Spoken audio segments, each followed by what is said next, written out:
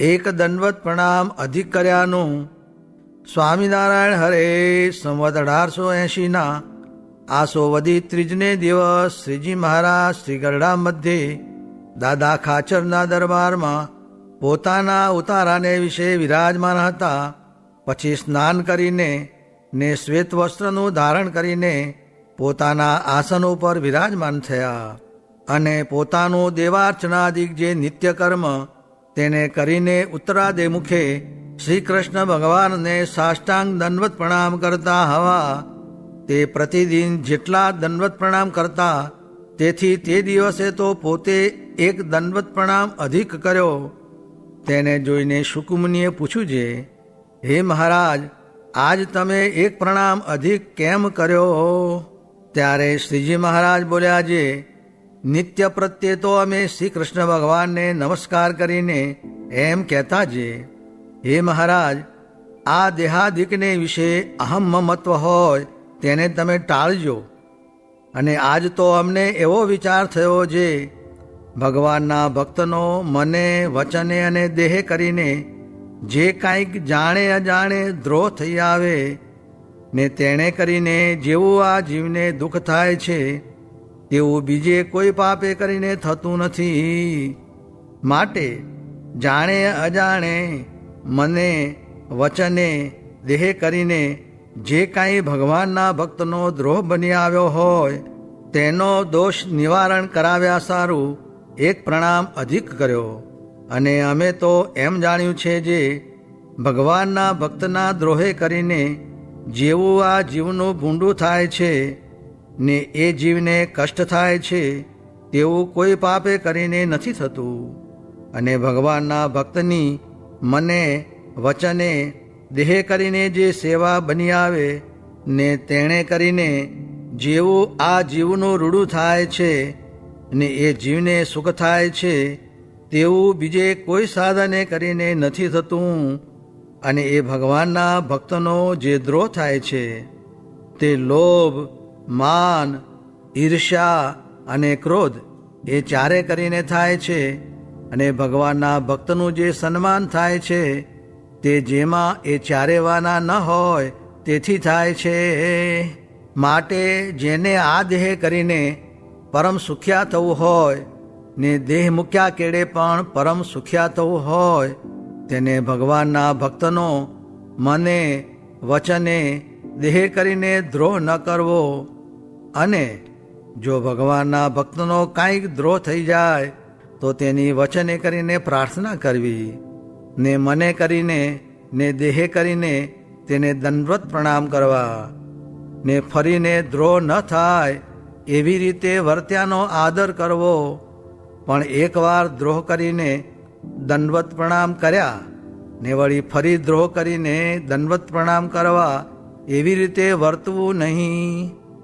અને આ વાર્તા દાડી સાંભળતી રહે તે સારો આજથી સર્વે સંત તથા સર્વે હરિભક્ત માત્ર એવો નિયમ રાખજો જે ભગવાનની પૂજા કરીને પોતાના નિત્ય નિયમ જે દંડવત પ્રણામ હોય તે કરવા ને તે પછી બધા દિવસમાં જે કાંઈ જાણે અજાણે મને વચને દેહ કરીને ભગવાનના ભક્તનો દ્રોહ થયો હોય તેનું નિવારણ કરાવવા સારું એક દંડવત પ્રણામ નિત્ય કરવો એમ અમારી આજ્ઞા છે, તેને સર્વે પાળજો.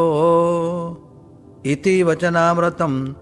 એ રીતે ગરડા મધ્ય પ્રકરણનું 40મું વચનામૃત જે તે થયું. કર્મ વિપાક નામે ગ્રંથ છે તે મહારાજે વંચાવ્યો હતો. તેમાં કહ્યું છે જે આ પાપે કરીને આ રોગ થાય એ પ્રકારે તેમાં ઘણો વિસ્તાર કર્યો છે. સ્વામિનારાયણ સ્વામીએ વાત કરી જે આ કારખાનામાં તો બ્રહ્માંડ જેટલો વ્યવહાર કરવો અને ન બંધાવવું એવા તો એક સહજાનંદ સ્વામી છે. ને આ કામ તો કેવું છે જે 8 ડોકડા ભારની ઉંદરડીને માથે 1000 મણનો પાટડો ઊભો પડે તો ઉંદરડી ક્યાંય દેખાય નહીં એવું છે. તે મહારાજે કહ્યું છે જે ગોપાળાનંદ સ્વામી ને મુક્તાનંદ સ્વામી તે પણ ઉતરતા જેવા રહે કે ન રહે. માટે આપણે તો ભગવાન ને સાધુ એ બે જ રાખવા અને સોનું રાખીને તે ઉપર રૂપિયા દેવા તેમાં ખોટ ન આવે ને બીજા વેપારમાં તો ખોટ પણ આવે. માટે આત્મનિષ્ઠા આદિ ગુણ છે, પણ ભગવાન ને સાધુ જેવું કોઈ નથી. સ્વામિનારાયણ હરે સ્વામીએ વાત કરી જે ફિરંગી નિત્ય વાત કરાવે છે, તેથી તેના માણસ બહુ ખબરદાર થાય છે. તેમ જે કથા વાર્તા પ્રશ્ન ઉત્તર કરવા સાંભળવાનો અભ્યાસ રાખે તેનો જીવ વૃદ્ધિને પામે ને તેમાં બળ આવે, પણ તે વિના બળ ન આવે. ને જે આળસુ થઈને બેસી રહે તેને શું સમાસ થાય? સ્વામિનારાયણ હરે સ્વામીએ વાત કરી જે આ જીવે કરોડ કલ્પ થયા મન ગમતું જ કર્યું છે, તે એટલા કલ્પ પણ કહેવાય તો નહીં. પણ હવે તો આ દેહે કરીને ભગવાનનું ગમતું કરી લેવું ને આજ્ઞામાં યુક્તિ ન કરવી ને આવે એટલું ભોગવવું નહીં ને ત્યાગ કરતા રહેજો, એમ સર્વને કહ્યું. સ્વામિનારાયણ સ્વામીએ વાત કરી જે લોક, શાસ્ત્ર ને અનુભવ એ ત્રણમાં મળતું ને ન મળતું તેની વાત મહારાજે કહી છે.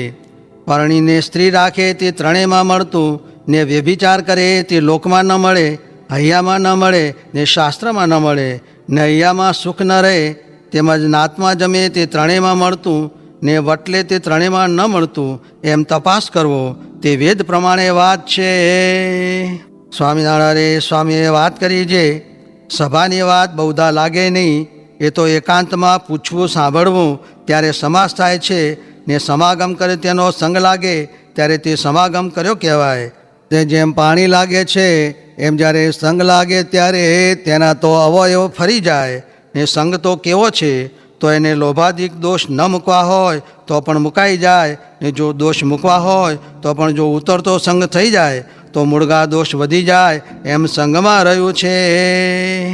સ્વામિનારાયણ હરે સ્વામીએ વાત કરી છે 1 થી 50 માળા સુધી જો એકાગ્ર દ્રષ્ટિ રાખે તો સુખે ધ્યાન થાય, નિકર સંકલ્પ થયા કરે.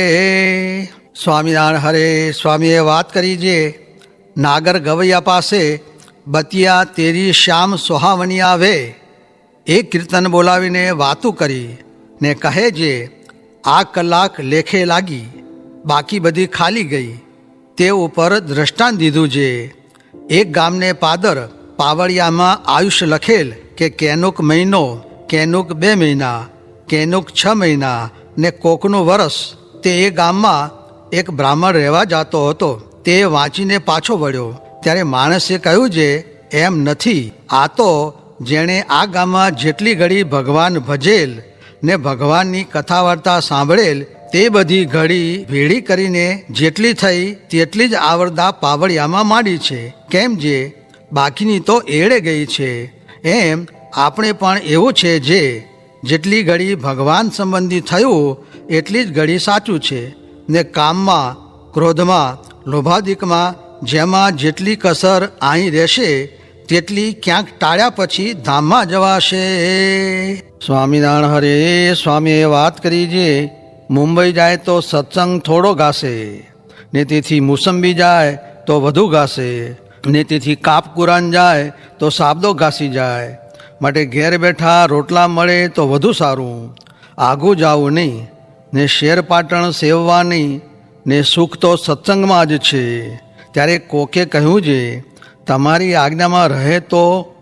એટલે સ્વામી કહે હા, આજ્ઞામાં રહે તો સુખી થાય ને આજ્ઞા બહાર પગ દે તો દુઃખ થાય. આજ્ઞા ને વચન એ બેમાં જ સુખ છે અને તેમાં મોક્ષ પણ રહ્યો છે. જુઓ ને જાનકીજીએ આજ્ઞા બહાર પગ દીધો તો હરાણા ને એક કડિયો કરાચી ગયો. તે ભારે કમઠાણ ઉઠાવીને ₹15,000 ભેળા થયા.